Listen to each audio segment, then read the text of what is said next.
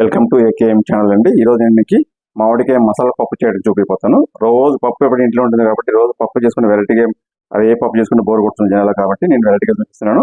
So నేను మామిడికాయ మసాలా పప్పు, దీనికి కావాల్సిన పదార్థాలు నేను ఆల్రెడీ 1 కప్పు పప్పుని బాయిల్ చేసి పెట్టుకున్నాను. నేను దీన్ని ఆల్రెడీ మ్యాష్ చేసి పెట్టుకున్నాను.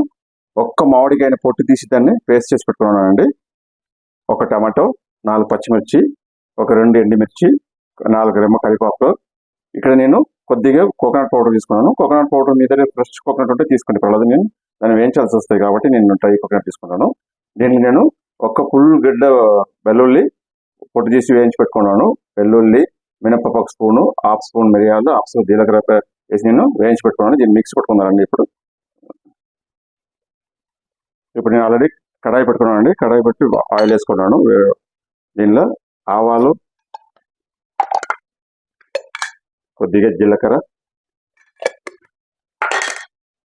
చిటపటాన్ని కొంచెం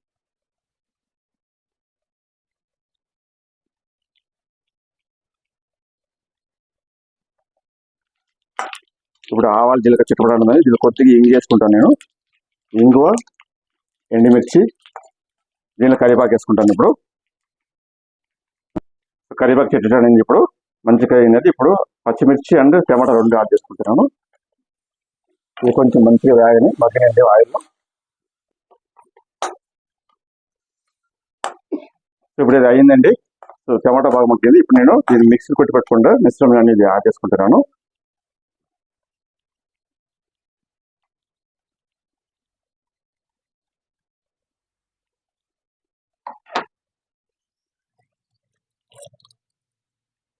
మంచిగా కలబెట్టుకోండి. ఇప్పుడు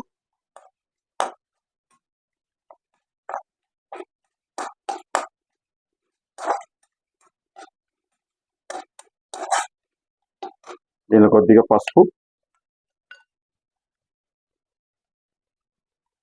ఎక్కువ అవసరం లేదండి, కొద్దిగా యాడ్ చేయండి సరిపోతే. ఇది ఒక 2 నిమిషాలు వేగినండి ఆయిల్లో. కొంచెం పచ్చివాసన పోనీ ఇది.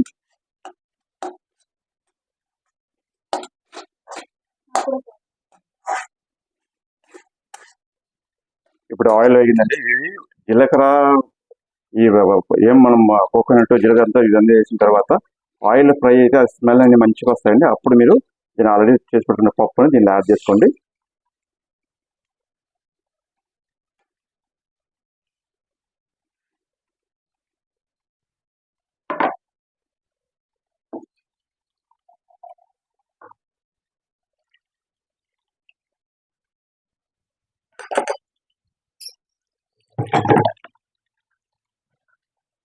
మిక్స్ చేసిన తర్వాత ఒక 5 నిమిషాలు ఇది తెల్లాలండి. కొంచెం తెల్లిందంటే అప్పుడు మామిడికాయ యాడ్ చేస్తాం.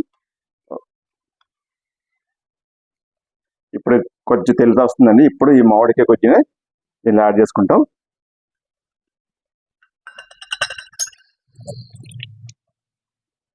మామిడికాయ కొంచెం మళ్ళీ టేస్ట్ తగిన సాల్ట్ ఇప్పుడు యాడ్ చేసుకోండి.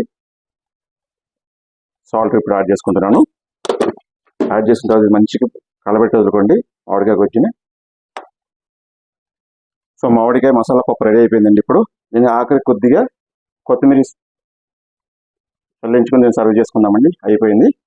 సో ఇలాగే మీరు ట్రై చేయండి. ట్రై చేసి టేస్ట్ ఎలా ఉందని కమెంట్ చేయండి, లైక్ చేయండి, షేర్ చేయండి, మా ఛానల్ సబ్స్క్రైబ్ చేయండి. By by.